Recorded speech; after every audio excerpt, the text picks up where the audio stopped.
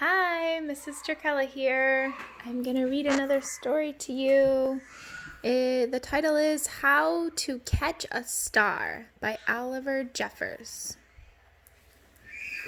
I do have a friend Oliver in my class. You do have a friend Oliver in your class? Cool. Once there was a boy, and the boy loved stars very much. Every night the boy watched the stars from his window and wished he had one of his very own.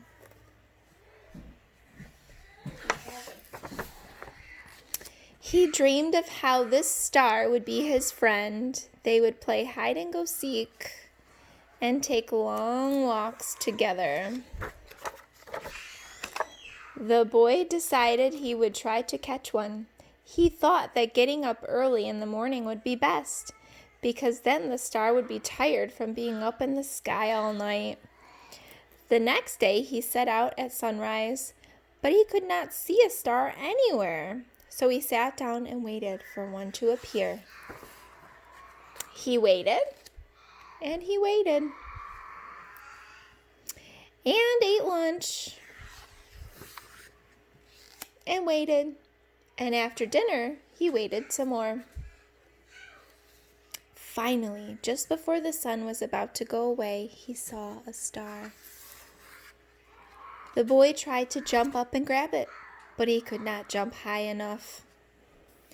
So very carefully he climbed to the top of the tallest tree he could find, but the star was still way out of reach.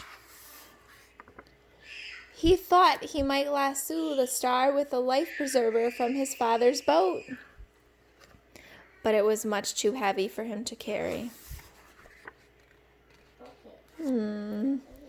If only he could fly up in a spaceship and just grab the star. But the only spaceship he owned was made of paper, and it didn't fly well at all. Perhaps he could get a seagull to help him fly up into the sky to reach his star. But the only seagull he could find didn't want to help. Why does they want to help? I don't know. People have to help too. The boy worried he would never catch a star. Just then, he noticed something floating in the water. It was the prettiest star he had ever seen. Just a baby star. It must have fallen from the sky. He tried to fish it out with his hands. But when the boy reached out to touch the star, it just rippled through his fingers.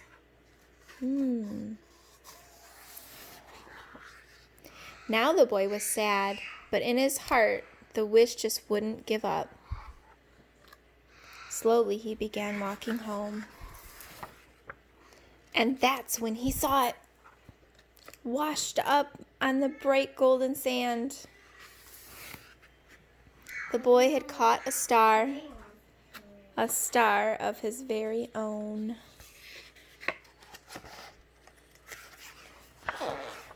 And that's the end. So going back in this book, see if you can see a reflection in water when you look at it, and when you touch it, what happens when that water rippled through his fingers and the image went away. It was the reflection of the star in the sky.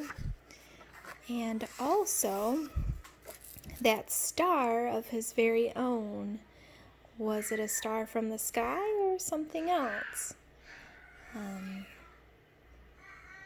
If you have guessed that it was a starfish that has washed up from the shore, you are correct. That is not a star that has fallen from the sky.